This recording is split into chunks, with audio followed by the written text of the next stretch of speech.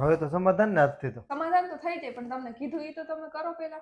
દાઢીના લીધે મગજમારી થાય. થોડીક ઓછી કરી નાખો શું ફેર પડે? એ નો મજા આવે તમને લાગે એટલે તમે દાઢી હું આખોથી દાઢી બધાય મને કહેતા હોય કેવી દાઢી છે હાવ. તી નો હોય ને એટલે કહેતા હોય.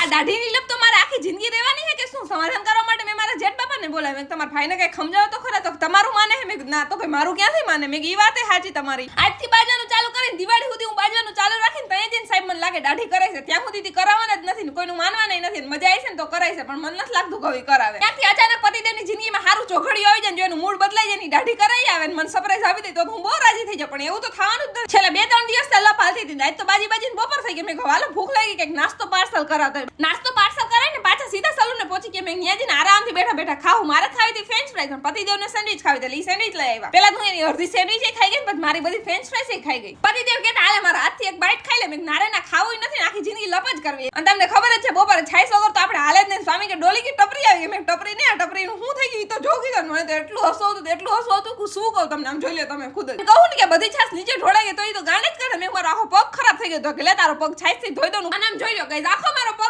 વગાડ્યો ને આમ જો કેટલી એને છાસ વેસ્ટ કરી. મારા પતિદેવે આવાના ગાંડા જ કાઢતા હોય. પછી તો હું જમીને બહાર ગઈ તો ક્લાયન્ટનું હેર કટ બહુ સરસ કર્યું હતું સ્વામી અને એનું બ્લો ડ્રાય બહુ સારું હતું એટલે આપણે તેનો એક વિડીયો લઈ લીધો. પછી મારે એક વસ્તુ લેવાની હતી ને અમે નીકળી ગયા હતા બહાર પણ ક્યાંય મળતી નહોતી એટલે રિલાયન્સ મોલ આવી કે કાલે મારે એક પ્રમોશનનો વિડીયો શૂટ કરવાનો હતો એના માટે એક પ્રોડક્ટ લેવાની છે પણ એ તો ક્યાંય મળતી જ નહોતી. અને આમ જો રિલાયન્સ મોલે પહોંચ્યા પછી યાદ આવ્યું કે આપણે એક કમ્પ્લેન કરી હતી ને તો આ ઠાડીઓ ચાલુ કરી દીધો. ગાઈસ મોદીજીને ફોન કરીને કહી દીધું બહુ સારું કામ કર્યું પણ રોડ રસ્તા થોડા ખારા કરાવી દો ને. પછી તો ત્યાંથી નીકળીને પાછા આવતા તમે સલૂને રસ્તામાંથી આપણે તો ચા પાર્સલ કરાવી લીધી. આમ જોઈ લે બધાને ચા પીવી જોઈએ ટાણું થઈ જાય. બધાને પીવી એક ન પીવે પણ મારે તો પીવી જોઈએ એટલે આપણે કઈક બાનું કરીને ચા તો પાર્સલ કરાવી જ પડે નકર પતિદેવ તો પીવાનો દે. પછી તો આપણે આજ કરાવું તો ફેશિયલ મેં થોડોક માણા જેવા થઈ જાય ને.